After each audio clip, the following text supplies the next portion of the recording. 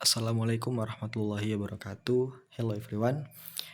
My name is Muhammad Arif Ardiansyah. In this opportunity, we would like to present about grammar analysis of the text from the text.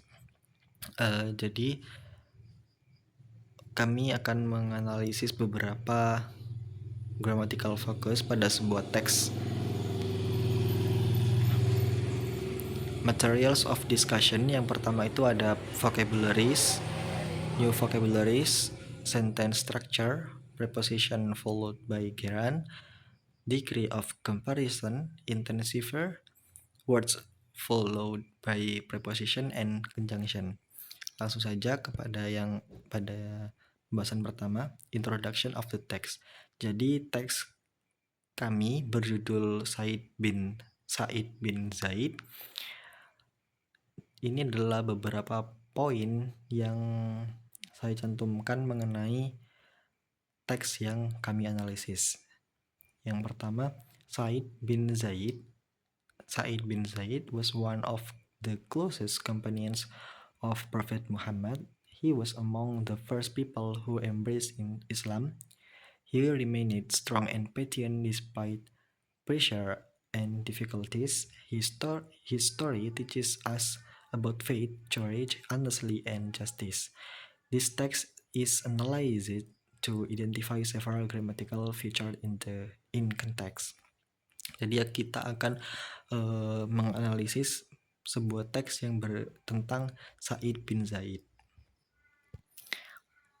Nah, ini kita telah menemukan beberapa vocabularies yang mungkin jarang ditemukan pada teks-teks yang lain.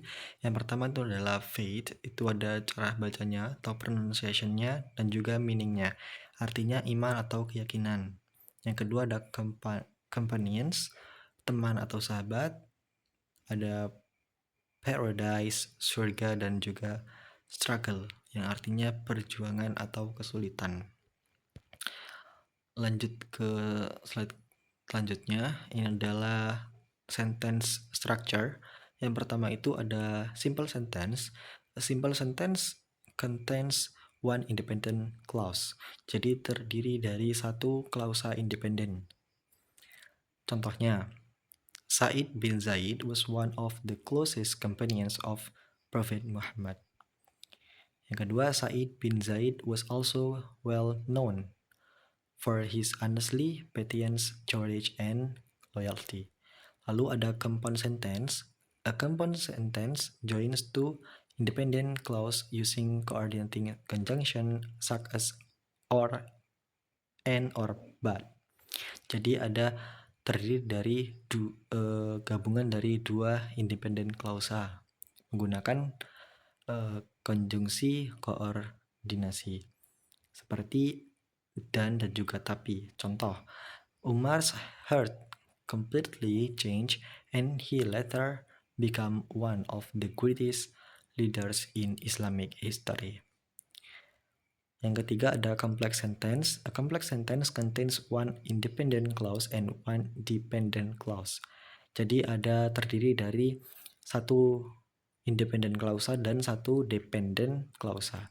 Examples: because of his strong faith and noble character, Prophet Muhammad promised him paradise during his lifetime. Dan yang selanjutnya ada preposition followed by gerund. After preposition, the verb change into gerund form. Jadi preposisi kemudian diikuti oleh gerund. Contohnya, after hearing, after witnessing, after listening, instead of leaving. This pattern is important in grammar because prepositions are commonly followed by gerunds. Jadi ini adalah contoh dari preposisi yang diikuti oleh gerund. Jadi ada beberapa contoh yang telah kita temukan di dalam teks yang kita bahas. Untuk selanjutnya saya serahkan kepada next presenter. Baik, Assalamualaikum warahmatullahi wabarakatuh. Perkenalkan, nama saya Kufni Muhammad Syauqi yang akan melanjutkan presentasi dari saudara Ardi. Oke, hari ini kita akan membahas beberapa poin penting dalam grammar bahasa Inggris, dimulai dari degree of comparison atau tingkat perbandingan. Seperti yang bisa kita lihat di slide, ada 3 tingkatan utama. Yang pertama adalah positive degree, digunakan untuk menyatakan sifat dasar tanpa membandingkan, contohnya strong faith atau noble character. Kedua ada comparative degree, untuk membandingkan dua hal atau lebih, contohnya seperti stronger than many others dan more patient than many people. Dan yang terakhir adalah superlative degree atau tingkat paling atau paling atas, contohnya one of the closest companions and one of the greatest leaders, begitu. Next, masuk ke slide kedua, kita punya materi tentang intensiver. Apa sih itu intensiver? Sederhananya, intensiver adalah kata yang berfungsi untuk memperkuat arti dari kata sifat atau adjektif atau kata kerja atau verb. Kata-kata ini memberikan penekanan lebih pada makna kalimat kita. Di sini ada beberapa contoh yang sering kita gunakan. Yang pertama, extremely dangerous. Kata extremely di sini mempertegas seberapa bahaya sesuatu. Strongly believe, memperkuat kata kerja believe. Dan completely change, yang menekankan bahwa perubahannya terjadi secara total atau menyeluruh, change. Next, words follow by preposition.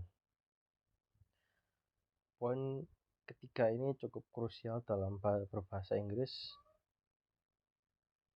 Seperti yang tertera pada slide, dalam tata bahasa Inggris ada beberapa kata yang secara alami atau wajib diikuti oleh kata depan atau preposition tertentu agar maknanya tepat.